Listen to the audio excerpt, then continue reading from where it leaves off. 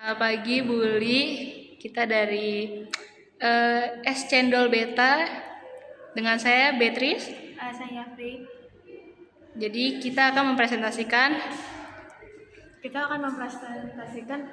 usaha kita, yaitu Es Cendol. Namanya Es Cendol Beta. Oke, let's go, langsung masuk ke presentasinya.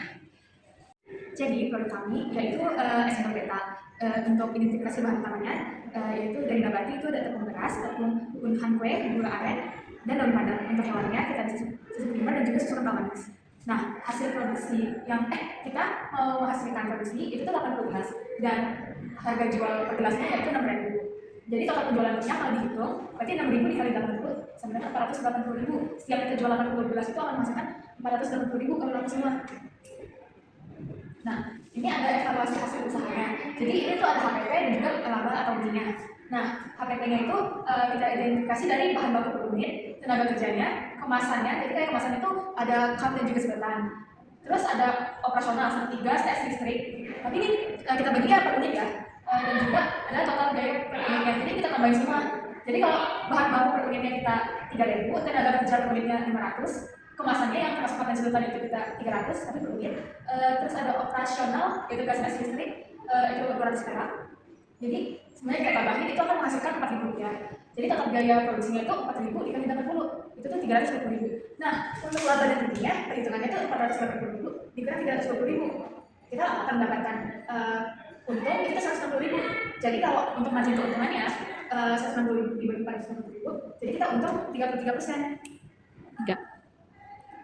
Nah, untuk analisis pengembangan usaha, ini kita menggunakan metode SWOT. Jadi, apa sih kelebihan produk kita? Nah, produk kita itu adalah minuman tradisional segar yang cocok dengan iklim panas, dengan harga yang terjangkau dan disukai berbagai kalangan. Dan untuk apa peluang yang bisa dikembangkan, kita bisa menjual melalui aplikasi pesan antar seperti kayak Uber, Grab, atau apapun itu. Terus kita bisa menambahkan varian rasa nih. Jadi misalnya nanti ada cendol, rasa matcha, durian, dan juga strawberry. Nah, kita juga menawarkan paket toples atau jar dan promosi kepada pelajar dan juga mahasiswa. Nah, kekurangan produk kita tuh apa sih? Nah, kita tuh produknya sayangnya kita nggak tahan lama. Jadi kalau misalnya amit-amit bilang aku tuh nggak bisa dijual kembali, jadi kualitasnya bisa turun. Apalagi kalau esnya cair tuh. Terus juga penjualannya terbatas di area tertentu. Nah, dan juga ya harus menyediakan fasilitas yang mahal kayak kemarin itu agak santannya nggak basi. Nah, ancamannya apa sih? Nah, ancamannya itu banyak selain penjual minuman segar. Jadi kita tuh banyak saingan sebenarnya. Jadi ada juga seperti kenaikan harga bahan seperti gula aren dan juga serta cuaca hujan yang menurunkan minat membeli. Oke, jadi yang selanjutnya ada rencana pengembangan usaha. Nah, kemarin kan ada 2 jenis tuh, ada vertikal dan horizontal. Nah, yang kita pilih itu jenis pengembangan usaha kita itu horizontal dan diversifikasi. Alasan kita milih horizontal dan diversifikasi itu karena yang horizontal karena menambah pilihan rasa cendol. Karena cendol kan nggak cuma cendol yang original ya, ada yang nangka, ada yang durian, gitu. Ada yang pandan, ada yang cendol coklat, dan lain-lain. Terus kenapa kita memilih diversifikasi? Karena menyediakan versi cendol kemasan botol atau cendol literan untuk keluarga. Karena kan biasanya cendol cuma ada yang gelas-gelasan gitu ya, gitu. Terus rencana pengembangan usaha kita tuh supaya saat itu target pasar baru pelajar dan mahasiswa, kan biasanya panas-panas ya Bu ya. Jadi pelajar dan mahasiswa itu jadi target kita untuk menjual cendol ini. Terus warga komplek perumahan yang bocil-bocil tuh Bu, yang bocil-bocil ada di mainan mereka tuh di playground. Terus ada penjual kantin sekolah, nitip kita nitip. Terus ada pembeli online melalui ojek atau order delivery kayak Gojek, Grab, Sing, dan lain-lainnya. Nah, di sini ada goals kita nih yang kita matengin. Yang pertama tuh ada inovasi pada produk kita. Yang kedua ada strategi pemasaran yang akan kita gunakan supaya laku itu cendolnya guys. Terus inovasi produk yang kita lakukan itu bisa kayak memakai botol plastik ukuran 300 ml atau 1 liter untuk dibawa pulang. Ini nggak harus yang gelasan langsung minum. Terus ada penambahan label tanggal produksi, jadi biar dia tahu kapan kira-kira itu bisa basi. Terus ada pilihan topping seperti cincau, jeli pandan, atau keju sesuai selera konsumen. Lalu ada varian rasa kekinian yang kayak cendol coklat. Terus ada strategi pemasaran yang kita gunakan itu ada promosi lewat TikTok dan Instagram seperti bikin video pembuatan cendol tapi tetap promosi produk kita. Ada testimoni dan promo harian.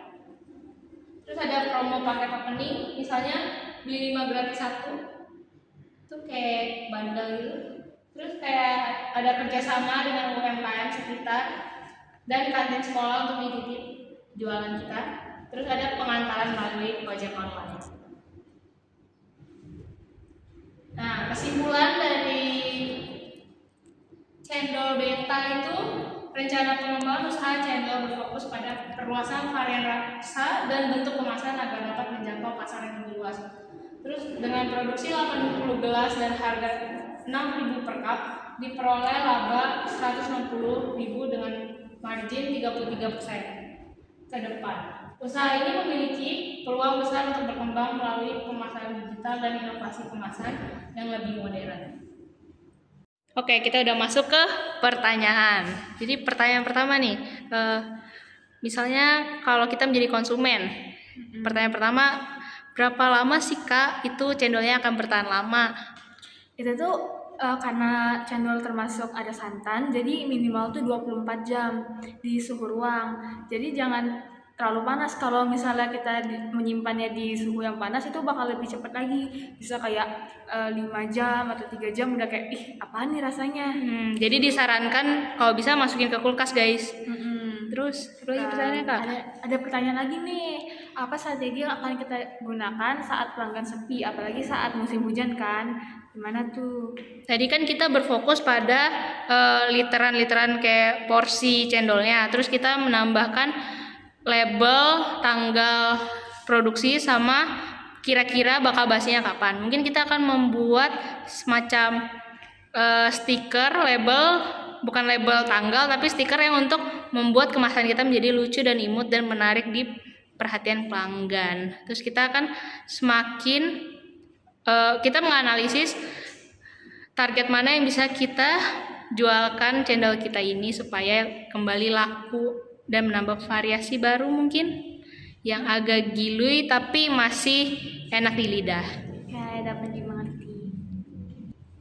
Oke, sekian dari presentasi es cendol beta. Aku Beatrice. Aku Faith. Kita pamit. Bye.